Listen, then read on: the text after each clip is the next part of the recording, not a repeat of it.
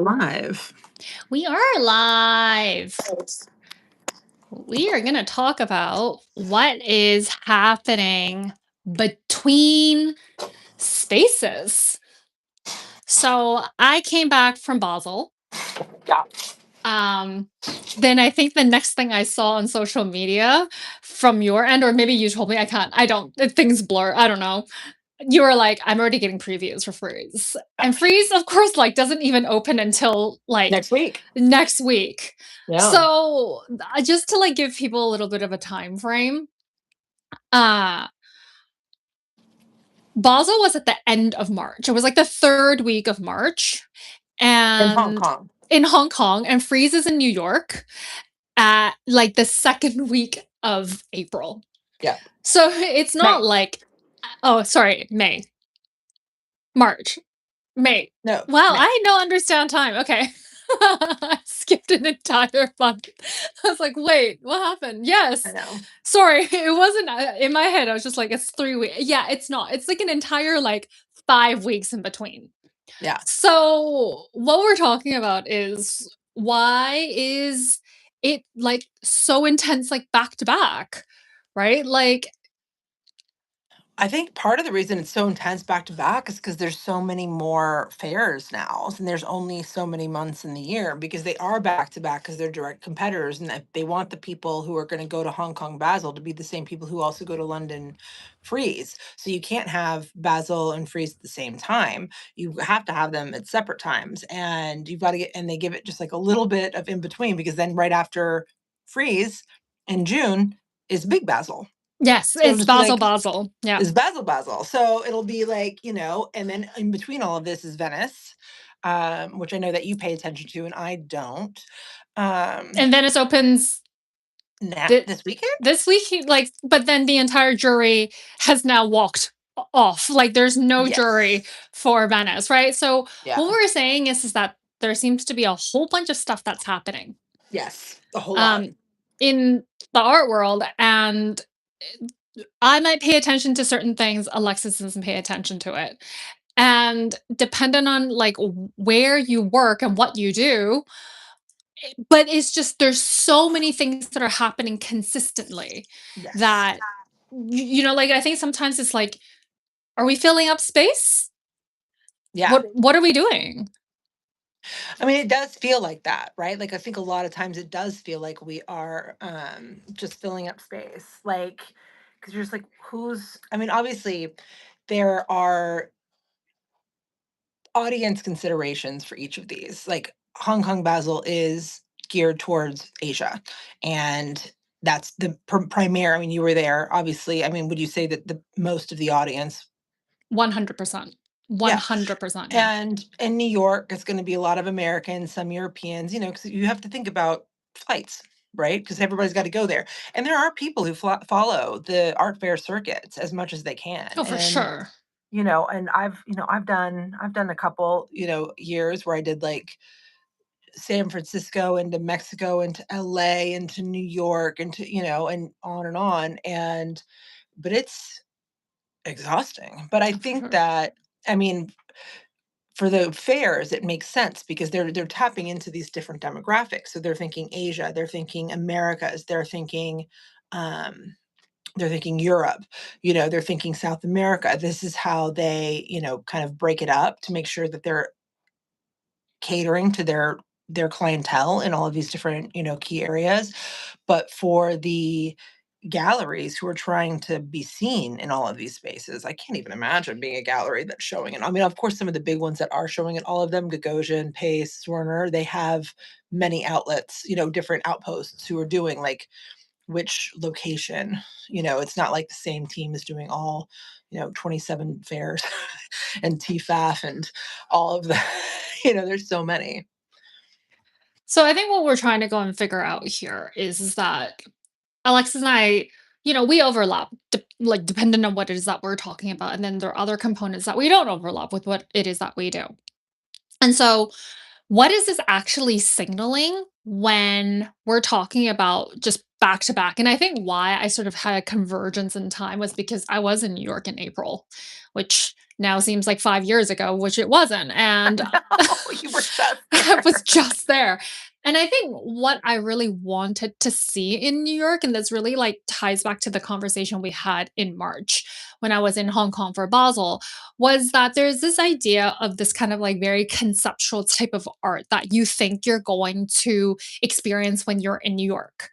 And I was really hoping that I was gonna see more of that when I was there, but then I was met with a lot of paintings, which I feel like this is like the number one thing I say to you consistently. It's just like, "Oh, it's more paintings."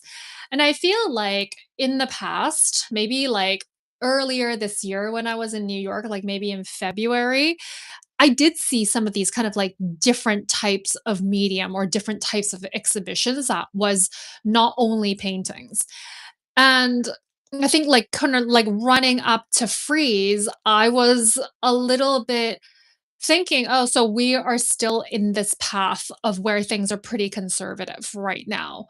And that I think is really important to go and signal in terms of what's happening in the market, whether you are in Asia, whether you are in North America, like, what you're seeing.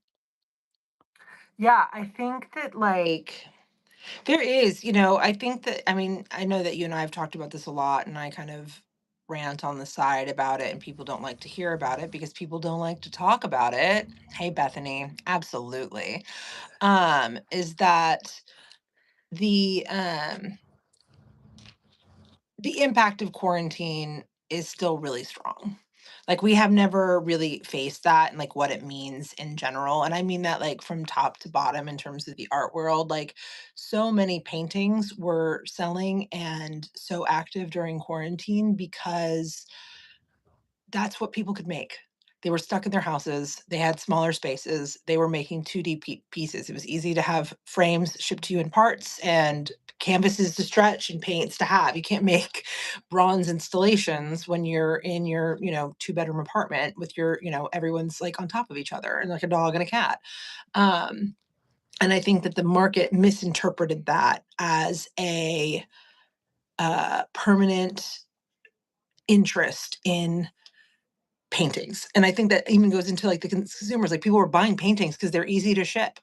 They're easy to buy. It's easy for you to pick something off of an image of a 2D painted work as opposed to like a 3D installation or a sculpture or ceramic, things that you're used to seeing more in person or like more challenging mediums. These are things that, really are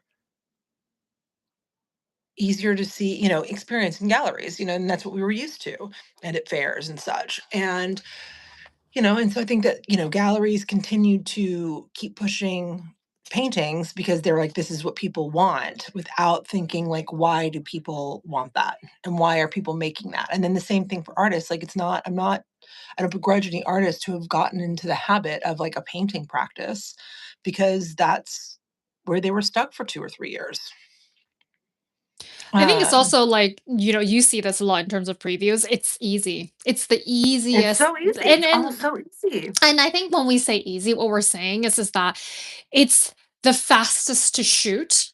because it's just this painting that you're shooting. And Yep. then it's very easy for you to put it into a press release or a price list to go and have it sent it out to collectors. And so Yeah. that becomes like the very quick default thing because it was so overwhelming. And I would 100% agree. Like, we've not really considered what the impact looks like from COVID. And then all of a No, sudden, I remember like when we started picking things up and we were just like, we can't actually do so many podcast episodes anymore I because know. you got really busy. I think you got busy first, and then I moved. So I moved back Yeah. from England to Canada, and all of a sudden it was just like, "Oh, wait, like I don't have the same time that I used to have when I was just at home like 24/7." And so that's sort of like why we're saying paintings have this place, and paintings also signal a lot of conservative behavior in the market just Yeah. because it is sort of like this currency that a lot of people use in understanding painting on a surface. And so like, I think that is something that we should go and consider, and that was, like, one thing that I really did notice when I was in New York in April. Sort of like some of the shows and, like, the previews that I'm seeing now as well for Frieze, and it's not like the fair, but it's more like what I'm seeing from the galleries. So the galleries that are having shows outside of the booth inside at the fair, it's like they're doing so much work, right? So if you already have a gallery in the city, so in New York, and then you're also at the fair, you're doing double duty. So you're doing twice the amount of work and you're doing all these previews. So my question is that who do you think this benefits? Like, cuz you're getting bombarded by this, right? I'm getting bombarded. I know, and I actually have an advisor friend here in LA, and we're kind of combining forces for our preview receptacles because, like, her circle of like galleries that she works with regularly is different than mine, and so it's actually like twice as much as what it used to be. And it's like, oh my God, like I thought I was getting a lot before, and I wasn't even getting the whole picture. Um, it's interesting what I'm seeing also, and not to like touch back on the well, of course, I always want to talk about COVID. Nobody because nobody wants to talk about COVID and quarantine, but like it's there is a lost there's two things I think that are also still impacting the market that people aren't acknowledging. And one is that things were really hot because people were bored and they could shop. And then they could once they could start traveling and they could go to dinner and they could go to shows and they could do other things with their money, it stopped being, it was an artificial inflation of the market. And people still are like looking at the market as like, look at how good it was. And it's like, well, that wasn't real. I mean, it was real in the sense that like things were being sold and that all of that stuff, but it was such an artificial situation that can never be replicated. So like we shouldn't hold that as a standard. That should just be like a really nice blip that we had for like a little while. And that like also the the following repercussions of that are also going to be, I don't want to call them artificial because that makes it sound like it's again not really happening, but like they're not normal market impacts because of the way this pendulum is swinging from quarantine. Like we're still feeling so many. I still talk to people. I was at an event this on Sunday where people were still talking about like how hard it is for them to go out and see things because they are so used to still being at home. And it's been years. It's been like 4 years since like people have been really actively out. I mean, 4 years ago this time we were still wearing masks, but like it's a long time. There's a lot of ripples from that people don't want to talk about. So I think that like the way we talk about the market I think isn't productive and or interesting or informative in a real way. But I think also because we got so drunk on the market news during quarantine because it was like the only good news we were having, that like the market has to be um the market has to be like the thing we talk about now. And it's like, well, yeah, but like also like what does that have to do with like anything, like of course Venice and Sotheby's and all of these things are real and big, but like also there's 100 galleries out here who are just doing like regular business and they were never really involved in that in the first place and they're not involved in it now and they're not going to be involved in it tomorrow. And that is still actually the most of the art world. Maybe it's not the biggest money that's being exchanged, but it's thousands of employees, maybe tens of thousands of employees and tens of thousands of artists all across the world who are starting to be afraid because a handful of extremely wealthy people stopped shopping. So I think that market information that's post COVID has been really, really detrimental. I also think that the abilities for the galleries to be able to handle sales in any kind of real way is broken. Like I think there's still I can point to a handful of galleries that are still doing a really good job, but I think so many people got really used to just people asking them for stuff that they don't know how to sell anymore. And the amount of galleries that are complaining about people not buying. And it's like, well, are you selling or are you just waiting? Like, Well, the what behavior like has what's going on? changed, The right? behavior's changed. Yeah. It's like and I think that it's like also like across the board, the behavior's changed. And I think that like, and I think so many people are operating from such a place of fear that they can't see that they're making such bad decisions. And I think that also, like, especially with, like, you're chasing this, like, ball almost like a dog, like, you're just, like, going back and forth, chasing this ball, and it's just like, if it's not serving you, you don't have to do it.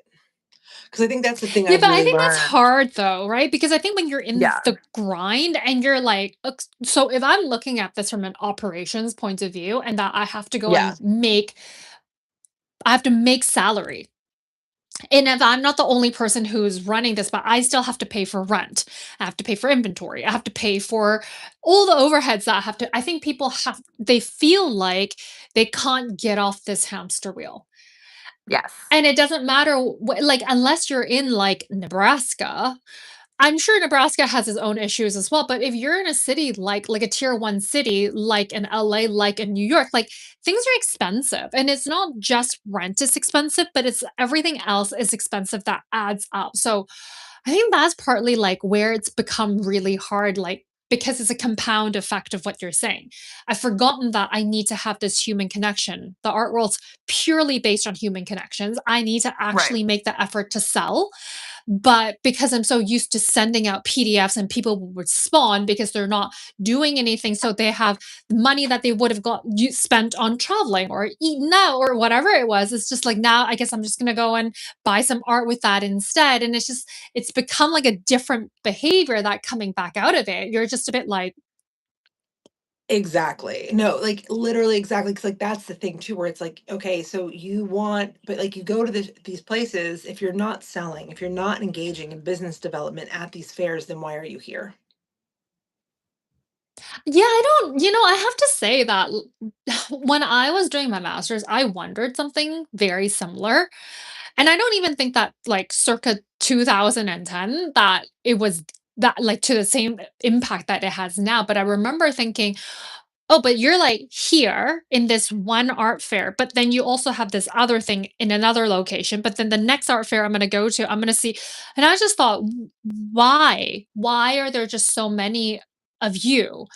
Like, what does that do for you as a company? Is it only for brand awareness, or is there, like, something else? Like, I couldn't figure that out. Yeah. No, 'cause I think, like, when it's done right, art fairs are so generative, like, if you don't have, like, say, I mean, like, for, like, say, like, a smaller fair, like SF Fog. If you don't have a gallery in San Francisco, you can get a booth in San Francisco for this art fair, and you can meet an entire city of new people without having to do the long-term investment of a full gallery space. And you can introduce them to your program, and you can have new clients, and hopefully they'll come to your city, if we bet, Brussels or LA or Duluth, wherever you are, and that, you can show them your art, and, like, that's the heart of an art fair. And then if you're a smaller gallery, like, not Gagosian, not Zwerner, if you get into a space like Basel or Frieze, then you're putting your stuff in front of an entirely new tier of collectors that did not have access to you before, and that's incredible. But what happens is, if you put yourself into these spaces and you spend, it's quite a huge investment, because of course it is. They're giving you a guaranteed group of known art shoppers with funds, with access, with proven art buying tendencies. So of course that's going to cost money. But if you're doing that and you don't engage in a good way, you don't do business development, you don't follow up, you don't, try to sell to new people, and you only sell to the same people, um, or you don't, then what are we doing? I mean, like, so many, and I feel like this is the part. I mean, this is like the Janet Hyde, my mom, like, school of sales, which, like, I am only now realizing not everybody grew up with, because my mom was a salesperson and she was a really good one. And, like, her whole thing was basically like, you don't know who people are. You cannot judge a book by its cover in sales, because, some of the best clients she ever had came in, like, I'm from Texas, in, like, dirty boots and jeans. And it turned out to be, like, a huge oil man who needed to buy, like, 10 Hermes scarves, like, it's just like, you just don't know. And so the amount of times I walk into booths And I think, and I do this on purpose, I dress the part. I put on the outfit to look like I am an art person, like I am an art advisor. I don't think I'm not trying to look like an art collector, but I do feel like I look like I'm somebody who is of the art world. And the amount of times I am ignored, or even worse, I will say, I am interested in XYZ. Is this available? And they'll say yes or no, and I'll be like, "Okay, can you send me more information?" I will give them my card, and then I never hear from them, or I don't hear from them for, like, a long time, and it's like, "What are we doing?" But isn't that so interesting though? Because Yeah.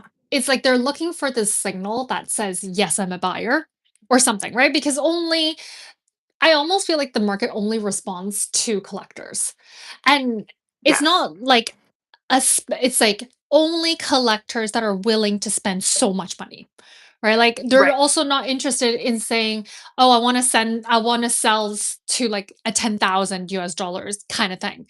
They're like every single time when we write about something or we read about something, it has to be in the millions in order for it to be quote unquote important, or that people it's some sort of like a clickbait thing. And so it's Yeah. really interesting because it's like, if you're getting ignored, what about the next person? Like, because I consistently get ignored all the time. I get ignored. I Right. only don't get ignored if I am with a person who looks like they would be buying in the millions, Right. or I'm friends with the gallerist. But basically, Yes. anything other than that, like, just ignored. Right.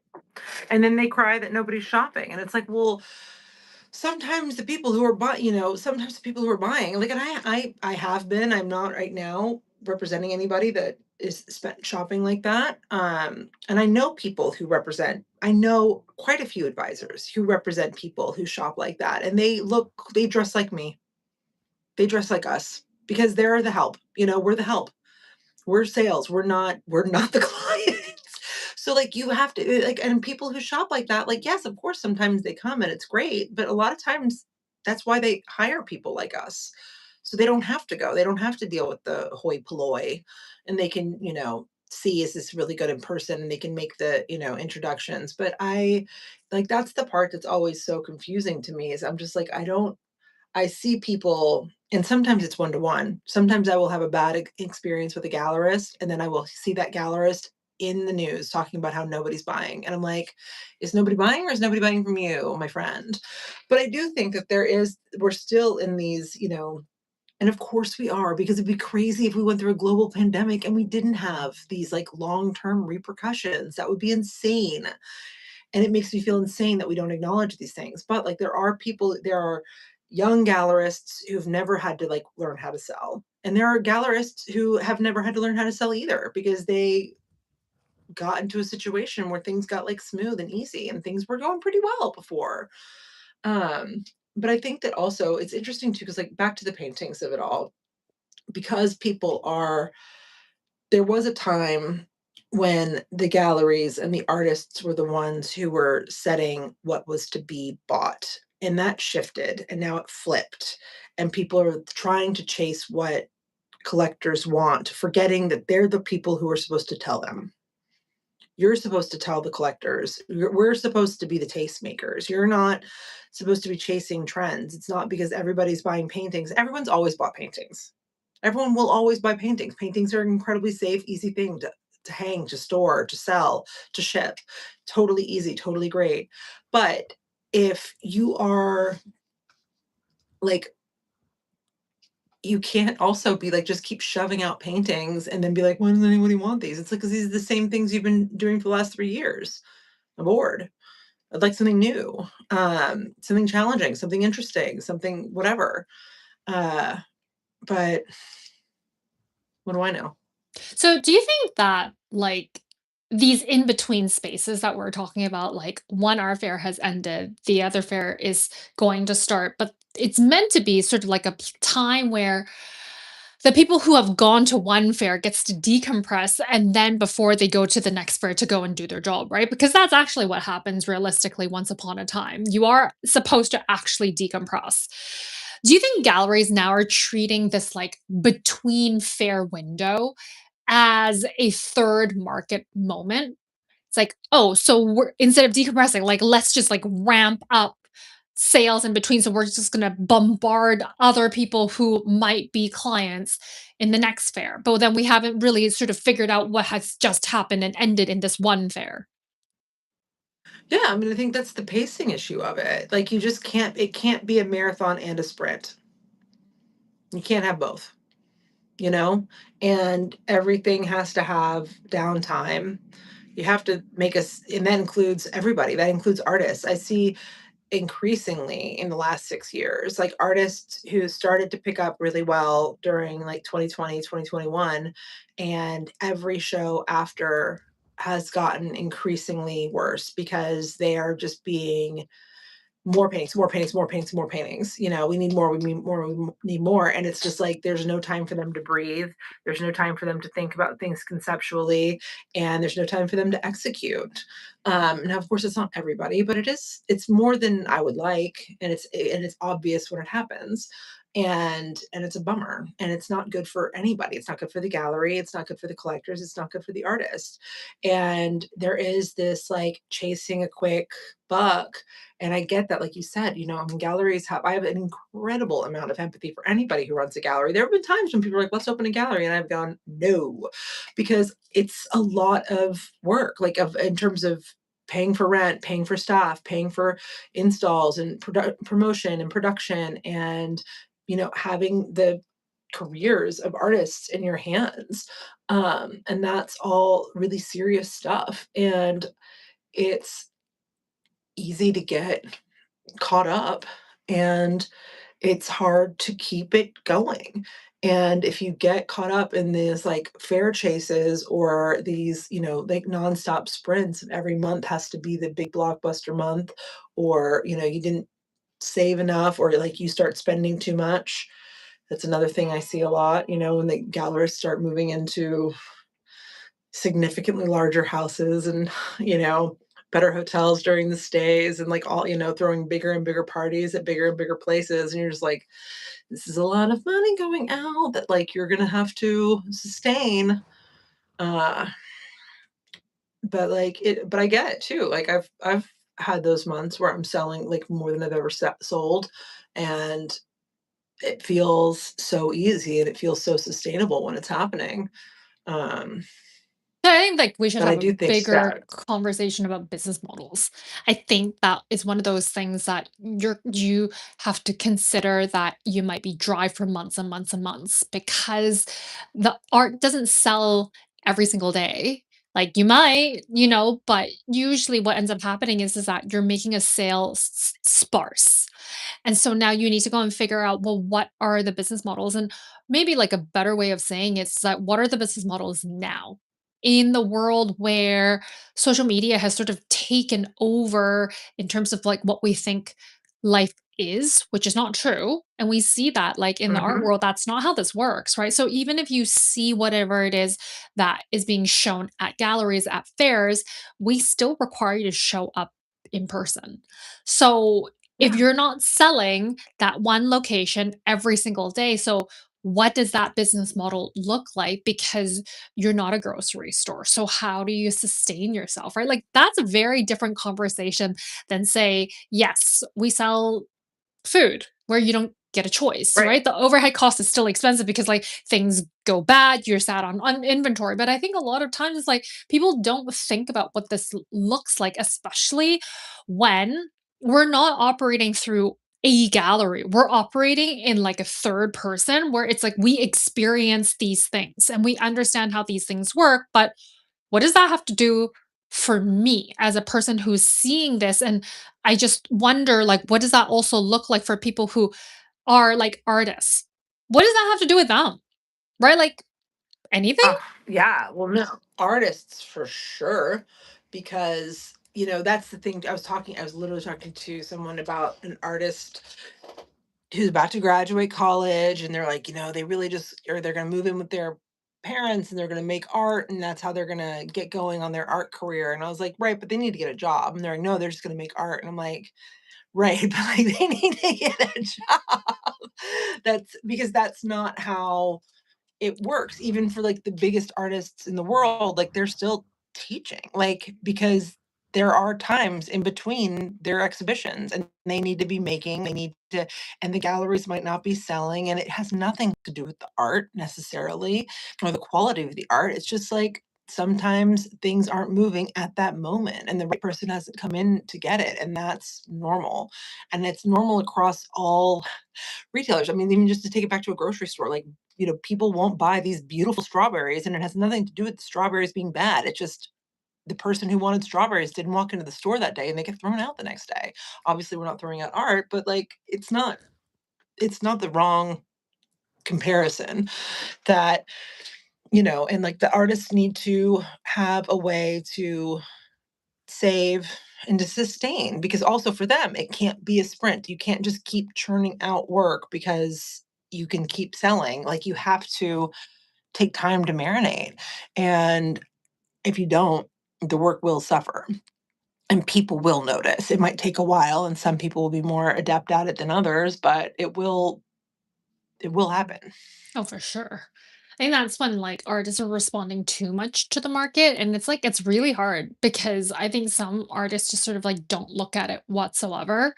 You might like get into the hype, say like you're in LA. And so when Freeze is on in LA, then you're like, oh, rahaha, things are happening. Artists might be a little bit Yeah. more cognizant and they might do a few more things. Like maybe I post on social media a little bit more. Maybe I have open studios and I like I'm participating actively because I feel like I have to.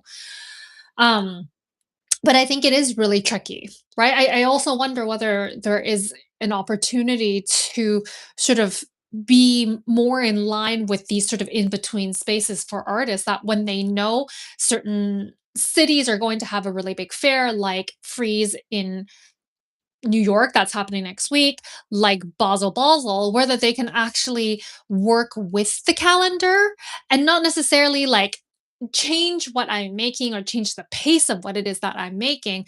But I wonder whether there's opportunity for artists to actually post more on social media, get people to actually come in and have a chat about their work, and like actually leverage the fact that these are opportunities where there's more art people that are just interested because the reporters are writing more because they have to write, right? Because that's the time when they're doing things. Collectors might have their eyes open or their ears open a little bit more. Like, I just wonder whether these in between spaces actually can be something that isn't only about selling per se, but actually opening different conversations instead, be it for artists, be it for curators. Like, I feel like we've moved so far from that.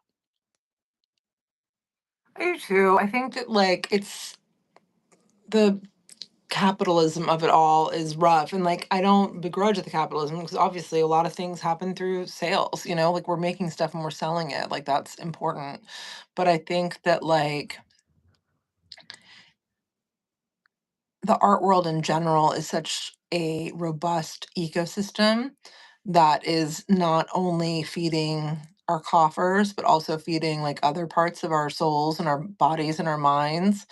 And when everything, and I think this is what my knee jerk kind of like apprehension is about like the media focusing so hard on the market all the time, is that it neglects these other portions of it that are also important.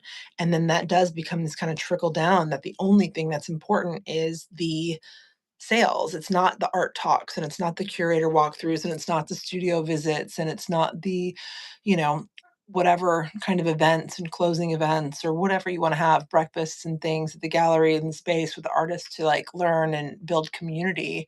Because I think that's part of it that's so important, is that, excuse me, is that it's not just about the sales one to one. Like you have to think about your community as a whole, as like, yes, customers, but also people who support you and support your program and support your arts, to be give them opportunities to do that in the ways that they can when they can. And that can include showing up to like studio talks and like things like that. um and it also gives a lot of these things too, is like, when the prices are high, even this is something I come up against a lot with galleries, is the like basically, like, if you have to ask, you can't afford it, that, like, there is a level of wealth that, like, it won't matter what the price is, that they'll just buy whatever it is, and I can tell you categorically that that is very so rarely true, it's not even funny.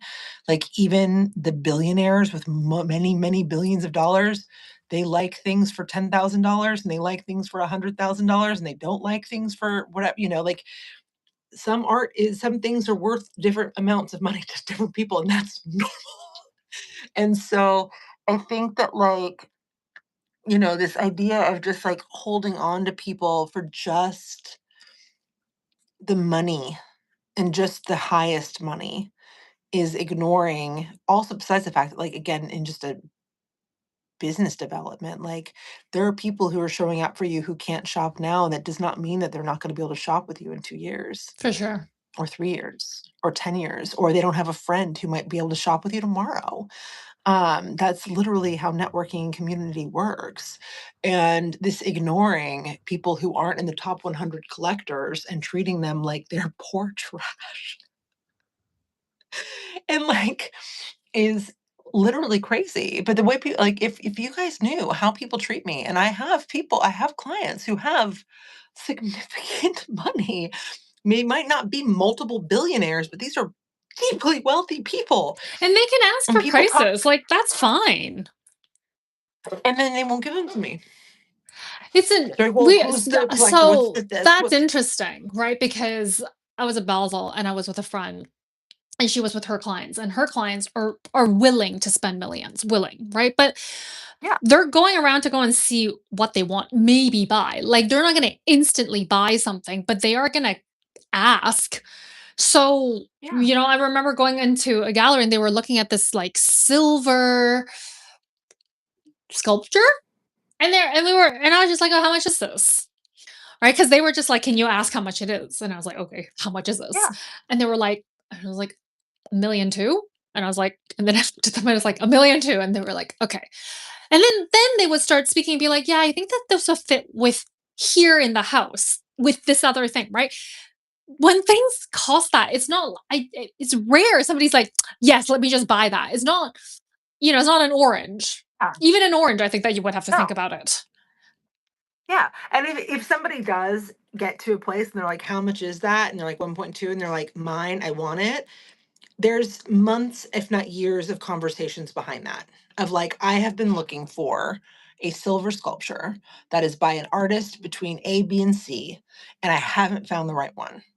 Like, there are people who are out there looking for these, these sweet spot. That's the other part.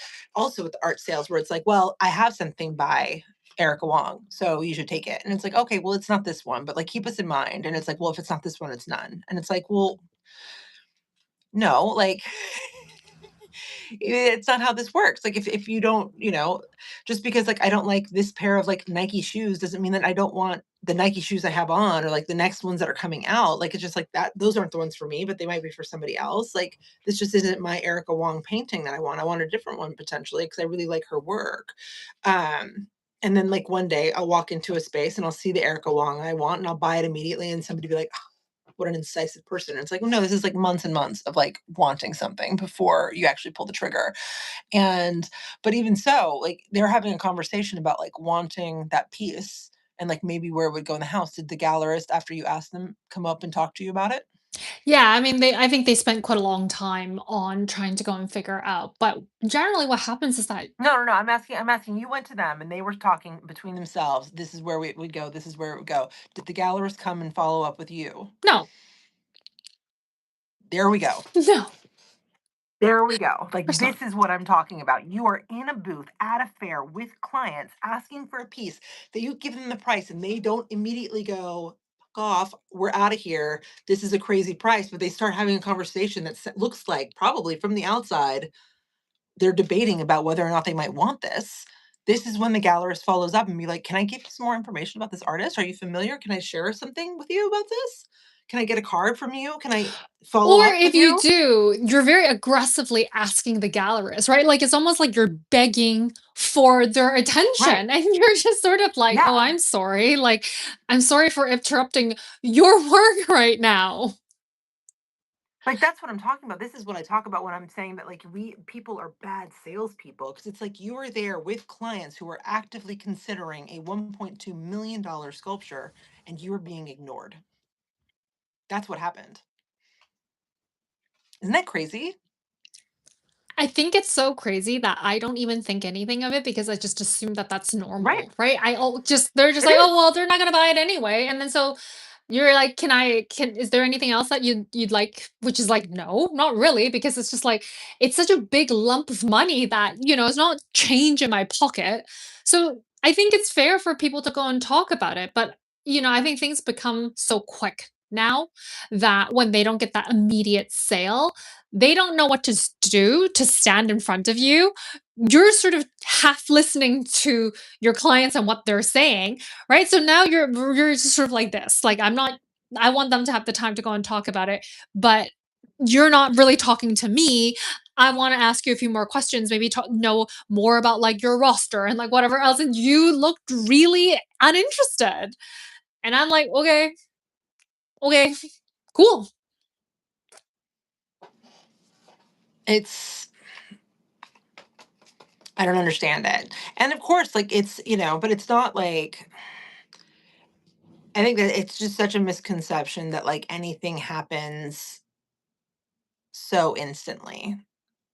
Like it's those tipping point conversations, those decisions are made after, so much art looking and discussions and like thinking about like where things are going to go, whatever.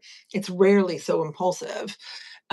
Especially as the pieces go up. Doesn't matter even if it's just fancy kombucha money to buy a $5 million painting. Like you're still moving. Like most of those people, they're not 5 million liquid. They're gonna have to move some stuff around. They're gonna have to think Of about it, and they course. have to think about storage, and they have to think about taxes, and they have to think about shipping, and they've got to think about all that stuff. And that's not weird. And just because they have $10 billion, but also how many of these people do?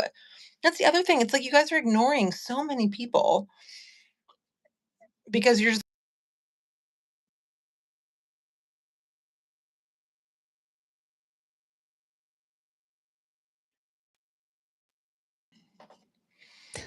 it froze for a You're sec. back. I'm back. Yes, you're Yes. back. But anyway, feelings, thoughts. Well, I think that's why this kind of space between art fairs is supposed to be sort of like oh, figuring certain things out. Um, Yeah. but then it sort of ends up not, right? Because things are so back to back now that you don't really get that time to let one thing end I think it's me. and then let one thing begin. So, on that note, we will be doing more of these lives, and that's it.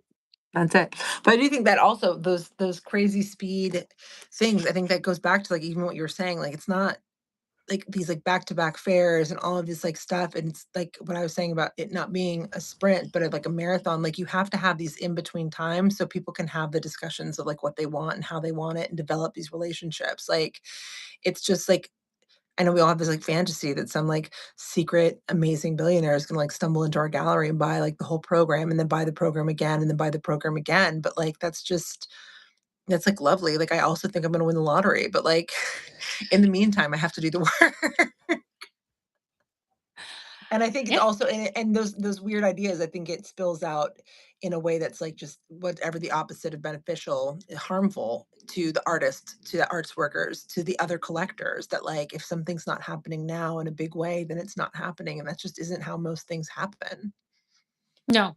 And I think that we actually should have deeper conversation about what that looks like Yeah, now because there's so many movements because so many galleries have gone out of business and I think people just assume it's like oh because the market is bad and it's like it is but that's not the only reason things were also poorly managed people are also more conservative with how they spend like yeah, there are a lot of contributing factors to why things look like this right now so it's not always the big shiny things that seems to grab attention. yeah. No, it's not. All right, until next time. Okay, Bye. bye.